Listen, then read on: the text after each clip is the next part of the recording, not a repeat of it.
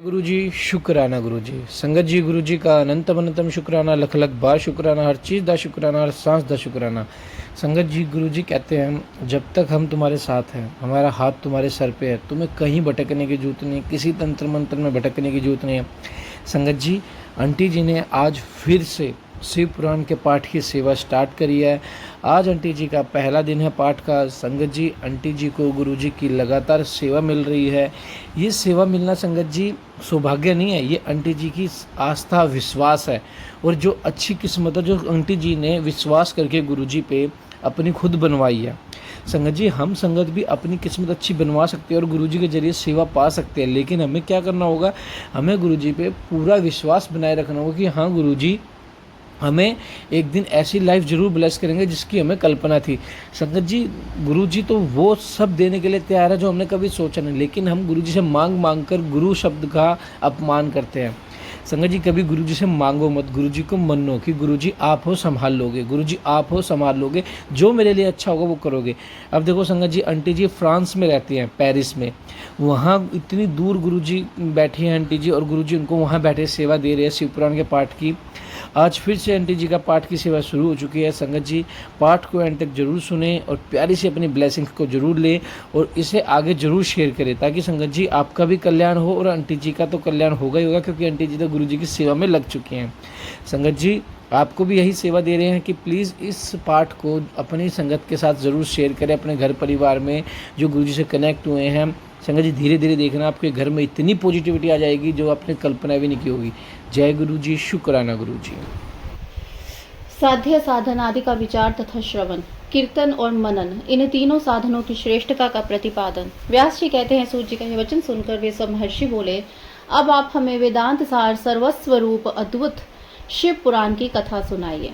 सूत जी ने कहा, अब आप सब महर्षिगण रोग शोक से रहित कल्याणमय भगवान शिव का स्मरण करके पुराण प्रवर शिव पुराण की जो वेद के सार तत्व से प्रकट हुआ है कथा सुनिए। शिव पुराण में भक्ति, ज्ञान और वैराग्य इन तीनों का प्रीतिपूर्वक गान किया गया है और वेदांत वेद्य स्वदस्तु का विशेष रूप से वर्णन है। इस वर्तमान कल्प में जब सृष्टि कर्म आरंभ हुआ था, उन दिनों 6 कुलों के महर्षि परस्पर वाद विवाद करते हुए कहने लगे, अमुक वस्तु सबसे उत्कृष्ट है और अमुक नहीं। उनके इस विवाद ने अत्यंत महान रूप धारण कर लिया। तब वे सब के सब अपनी शंका के समाधान के लिए सृष्टिकर्ता अविनाशी ब्रह्मा जी के पास आए और हाथ जोड़कर विनय भरी वाणी में बोले, प्रभो आप संपूर्ण जगत को धारण पोषण करने वाले तथा समस्त कारणों के भी कारण हैं। हम यह जानना चाहते हैं कि संपूर्ण तत्वों से परे परात्पर पुराण पुरुष कौन है। ब्रह्मा जी ने कहा, जहाँ से मन सहित वाणी उन्हें न पाकर लौट आती है तथा जिनसे ब्रह्मा विष्णु रुद्र और इंद्र आदि से युक्त यह संपूर्ण जगत समस्त भूतों एवं इंद्रियों के साथ पहले प्रकट हुआ, वे ही ये देव महादेव सर्वज्ञ एवं संपूर्ण जगत के स्वामी हैं। ये ही सबसे उत्कृष्ट हैं। भक्ति से ही इनका साक्षात्कार होता है, दूसरे किसी उपाय से कहीं इनका दर्शन नहीं होता। रुद्र, हरिहर तथा अन्य देवेश्वर सदा उत्तम भक्ति भाव से उनका दर्शन करना चाहते हैं। भगवान शिव में भक्ति होने से मनुष्य संसार बंधन से मुक्त हो जाता है। देवता के कृपा प्रसाद में उनमें भक्ति होती है और भक्ति से देवता का कृपा प्रसाद प्राप्त होता है। ठीक उसी तरह जैसे यहाँ अंकुर से बीज और बीज से अंकुर पैदा होता है, इसलिए तुम सब ब्रह्मर्षि भगवान शंकर का कृपा प्रसाद प्राप्त करने के लिए भूतल पर जाकर वहां सहस्त्रों वर्षों तक चालू रहने वाले एक विशाल यज्ञ का आयोजन करो। इन यज्ञपति भगवान शिव की ही कृपा से वेदोक्त विद्या के सारभूत साध्य साधन का ज्ञान होता है। शिवपद की प्राप्ति ही साध्य है, उनकी सेवा ही साधन है तथा उनके प्रसाद से जो नित्य नैमित्तिक आदि फलों की ओर से निष्क्रिय होता है वही साधक है। वेदोक्त कर्म का अनुष्ठान करके उसके महान फल को भगवान शिव के चरणों में समर्पित कर देना ही परमेश्वर पद की प्राप्ति है। वही सालोक के आदि के क्रम से प्राप्त होने वाली मुक्ति है। उन पुरुषों की भक्ति के अनुसार उन सबको उत्कृष्ट फल की प्राप्ति होती है। इस भक्ति के साधन अनेक प्रकार के हैं जिनका साक्षात महेश्वर ने प्रतिपादन किया है। उनमें से सारभूत साधन को संक्षिप्त करके मैं बता रहा हूँ। कान से भगवान के नाम गुण और लीलाओं का श्रवण, वाणी द्वारा उनका कीर्तन तथा मन के द्वारा उनका मनन, इन तीनों को महान साधन कहा गया है। तात्पर्य यह है कि महेश्वर का श्रवण, कीर्तन और मनन करना चाहिए। यह श्रुति का वाक्य हम सब के लिए प्रमाणभूत है। इसी साधन से संपूर्ण मनोरथों की सिद्धि में लगे हुए आप लोग परम साध्य को प्राप्त हों। श्रोत्रेण श्रवणम तस्य वचसा कीर्तनम तथा मनसा मननम तस्य महासाधन मुच्यते।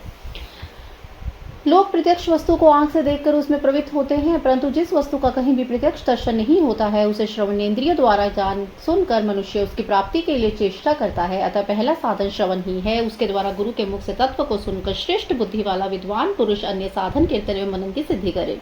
क्रमशः मनन पर्यंत साधन की अच्छी तरह साधना कर लेने पर उसके द्वारा सालोक्य आदि के क्रम से धीरे धीरे भगवान शिव का संयोग प्राप्त होता है। पहले सारे अंगों के रोग नष्ट हो जाते हैं, फिर सब प्रकार का लौकिक आनंद भी विलीन हो जाता है। भगवान शंकर की पूजा, उनके नाम के जप तथा उनके गुण रूप विलास और नामों का युक्ति परायण चित्त के द्वारा जो निरंतर परिशोधन या चिंतन होता है उसी को मनन कहा गया है। वह महेश्वर की कृपा दृष्टि से उपलब्ध होता है। उसे समस्त श्रेष्ठ साधनों में प्रधान या प्रमुख कहा गया है। सूची कहते हैं, मुनीश्वरों, इस साधन का महात्म्य बताने के प्रसंग में मैं आप लोगों के लिए एक प्राचीन वृत्तांत का वर्णन करूंगा। उसे ध्यान देकर आप सुने। पहले की बात है, पराशर मुनि के पुत्र मेरे गुरु व्यास देव जी सरस्वती नदी के सुंदर तट पर तपस्या कर रहे थे। एक दिन सूर्य तुल्य तेजस्वी विमान से यात्रा करते हुए भगवान सनत कुमार अकस्मात वहां जा पहुंचे। उन्होंने मेरे गुरु को वहां देखा। वे ध्यान में मग्न थे। उससे जागने पर उन्होंने ब्रह्मपुत्र सनत कुमार जी को अपने सामने उपस्थित देखा। देखकर वे बड़े वेग से उठे और उन्हें चरण प्रणाम करके मुनि ने अर्घ्य दिया और देवताओं के बैठने योग्य आसन भी अर्पित किया। तब प्रसन्न हुए भगवान सनत कुमार विनीत भाव से खड़े व्यास जी से गंभीर वाणी में बोले, मुनि, तुम सत्य वस्तु का चिंतन करो। वह सत्य पदार्थ भगवान शिव ही हैं जो तुम्हारे साक्षात्कार के विषय होंगे। भगवान शंकर का श्रवण, कीर्तन, मनन, ये तीन महत्तर साधन कहे गए हैं। ये तीनों ही वेद सम्मत हैं। पूर्व काल में दूसरे साधनों के संभ्रम में पड़ते हुए घूमता घामता मंदराचल पर जा पहुंचा तो वहां तपस्या करने लगा। तदंतर महेश्वर शिव के आगे से भगवान नंदकेश्वर वहां आ गए। उनकी मुझ पर बड़ी दया थी। वे सबके साक्षी तथा शिव गणों के स्वामी भगवान नंदकेश्वर मुझे स्नेहपूर्वक मुक्ति का उत्तम साधन बताते हुए बोले, भगवान शंकर का श्रवण, कीर्तन और मनन, ये तीनों साधन वेद सम्मत हैं और मुक्ति के साक्षात कारण हैं। यह बात स्वयं भगवान शिव ने मुझसे कही। अतः ब्राह्मण, तुम श्रवणादि तीनों साधनों का अनुष्ठान करो। व्यास जी से बारंबार ऐसा कहकर गाम्य सहित ब्रह्मपुत्र सनत कुमार परम सुंदर ब्रह्मधाम को चले गए। इस प्रकार पूर्व काल के इस उत्तम वृतांत का मैंने संक्षेप से वर्णन किया है। ऋषि बोले, सूची, श्रवणादि तीन साधनों को अपने मुक्ति का उपाय बताया है, किंतु जो श्रवण आदि तीनों साधनों में असमर्थ है वह मनुष्य किस उपाय का अवलंबन करके मुक्त हो सकता है? किस साधनभूत कर्मों के द्वारा बिना यत्न के मोक्ष मिल सकता है? भगवान शिव के लिंग एवं साकार विग्रह की पूजा के रहस्य तथा महत्व का वर्णन सूची कहते हैं। शौनक, जो श्रवण, कीर्तन और मनन इन तीनों साधनों के अनुष्ठान में समर्थ ना हो वह भगवान शंकर के लिंग एवं मूर्ति की पूजा स्थापना करके नित्य उसकी पूजा करे और संसार सागर से पार हो सकता है। वंचना अथवा छल न करते हुए अपनी शक्ति के अनुसार धनराशि ले जाए, उसे शिवलिंग अथवा शिव मूर्ति की सेवा के लिए अर्पित कर दे। साथ ही निरंतर उस लिंग एवं मूर्ति की पूजा करे। उसके लिए भक्ति भाव से मंडप, गोपुर, तीर्थ, मठ एवं क्षेत्र की स्थापना कर तथा उत्सव रुचाए वस्त्र, गंध, पुष्प, धूप, दीप और पुहा आदि और शाख आदि व्यंजनों से युक्त भांति भांति के भक्ष्य भोजन अन्य नैवेद्य के रूप में समर्पित करे। छत्र, ध्वजा, व्यंजन, चामर तथा अन्य अंगों सहित राजोपचार की भांति यह समान भगवान शिव के लिंग एवं मूर्ति को चढ़ाए। प्रदक्षिणा, नमस्कार तथा शक्ति जप करे। आह्वान से लेकर विसर्जन तक सारा कार्य प्रतिपादन भक्ति भाव से संपन्न करे। इस प्रकार शिवलिंग तथा शिव मूर्ति में भगवान शंकर की पूजा करने वाला पुरुष श्रवणादि साधनों का अनुष्ठान ना करे और भगवान शिव की प्रसन्नता में सिद्धि प्राप्त कर लेता है। पहले के बहुत से महात्मा पुरुष लिंग और शिव मूर्ति की पूजा से करने मात्र से भव बंधन से मुक्त हो चुके हैं। ऋषियों ने पूछा, मूर्ति में ही सर्वत्र देवताओं की पूजा होती है, लिंग में नहीं, परंतु भगवान शिव की पूजा सब जगह मूर्ति में, लिंग में क्यों की जाती है? सूची ने कहा, मुनीश्वरों, तुम्हारा यह प्रश्न तो बड़ा विचित्र और अत्यंत अद्भुत है। इस विषय में महादेव जी ही वक्ता हो सकते हैं। दूसरा कोई पुरुष कभी भी प्रतिपादन नहीं कर सकता। इस प्रश्न के समाधान के लिए भगवान शिव ने जो कुछ कहा है उसे मैंने गुरु जी के मुख से इस प्रकार सुना है, उसे तुम्हें क्रमशः वर्णन करूंगा। एकमात्र भगवान शिव ब्रह्मा रूप होने के कारण निष्कल निराकार कहे गए हैं। रूपवान होने के कारण उन्हें सकल भी कहा गया है, इसलिए वे सकल और निष्कल दोनों हैं। शिव के निष्कल निराकार होने के कारण ही उनकी पूजा का आधारभूत लिंग भी निराकार प्राप्त हुआ है, अतः शिवलिंग शिव के आकार निराकार स्वरूप का प्रतीक है। इसी तरह शिव के सकल और साकार होने के कारण उनकी पूजा का आधारभूत विग्रह साकार प्राप्त होता है, अर्थात शिव का साकार विग्रह उनके साकार स्वरूप का प्रतीक है। सकल और अकल आकार सहित साकार और अंग आकार से रूप होने से ही वे ब्रह्मा शब्द से कहे जाने वाले परमात्मा, यही कारण है सब लोग लिंग और मूर्ति दोनों में सदा भगवान शिव की पूजा करते हैं। शिव से जो भिन्न दूसरे देवता है वे साक्षात ब्रह्मा नहीं है, इसलिए कहीं भी उनके लिए निराकार लिंग उपलब्ध नहीं होता।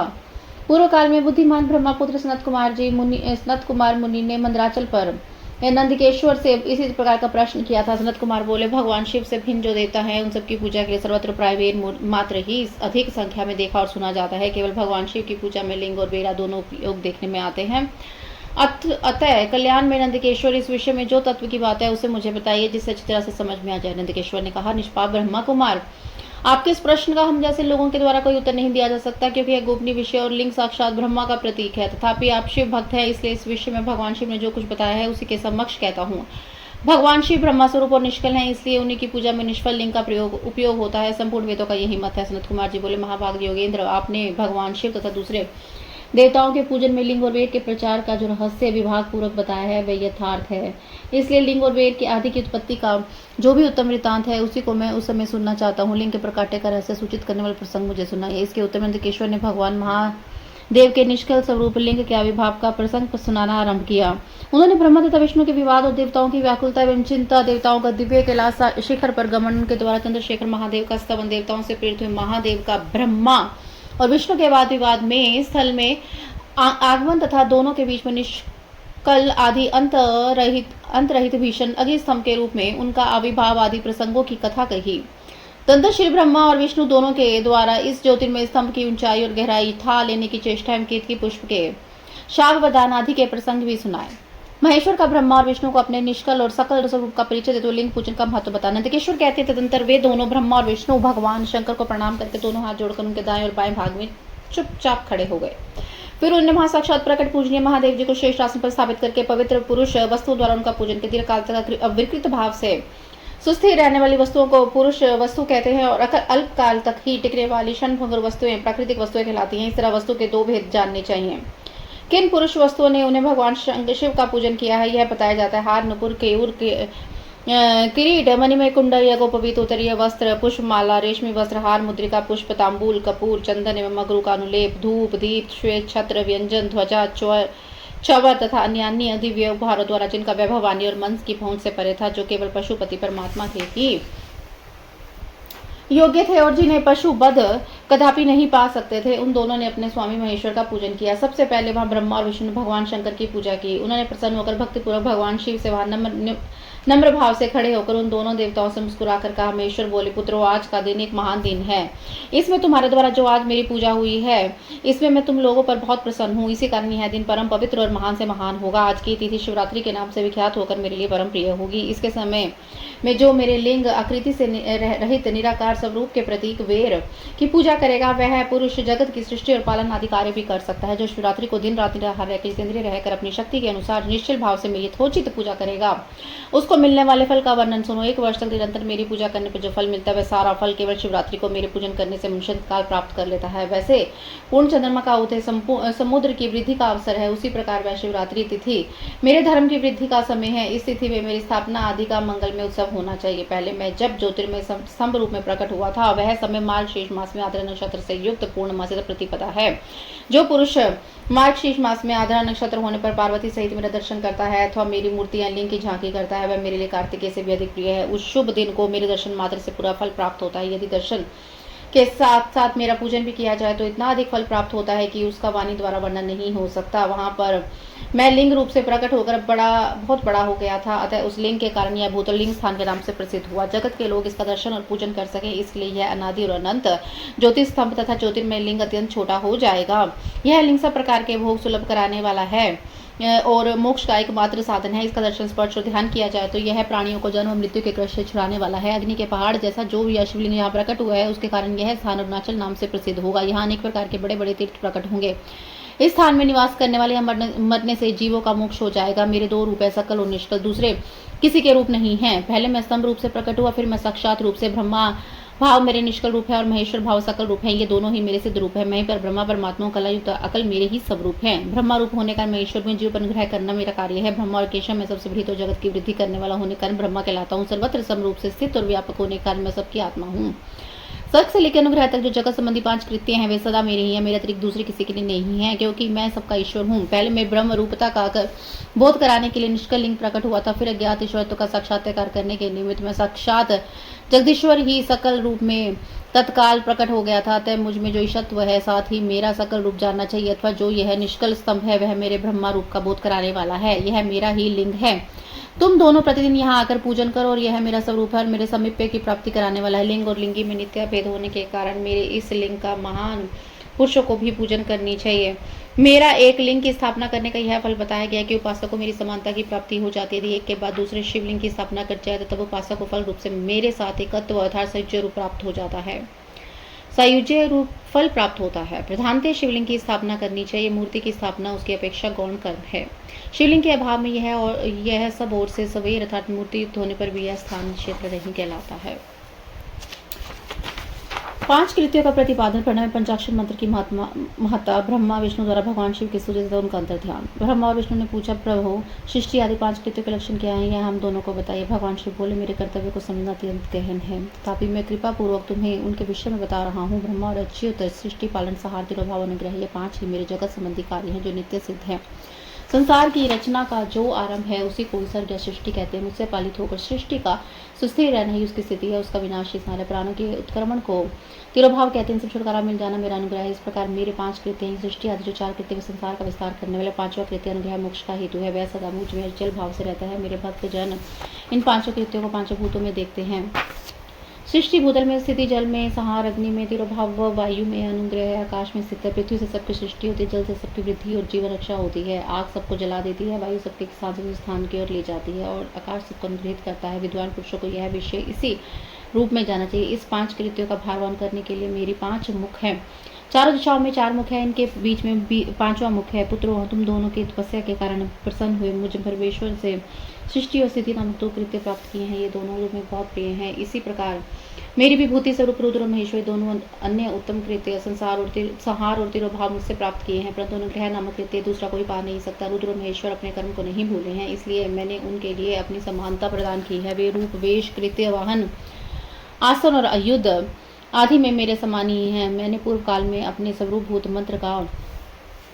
मंत्र का उपदेश किया है, जो ओंकार के रूप में प्रसिद्ध है। वह महामंगलकारी मंत्र है। सबसे पहले मेरे मुख से ओंकार प्रकट हुआ, जो मेरे स्वरूप का बोध कराने वाला है। ओंकार वाचक वाच्य हूँ, यह मंत्र मेरा स्वरूप है। प्रतिदिन ओंकार का निरंतर स्मरण करने से मेरा सदा स्मरण होता है।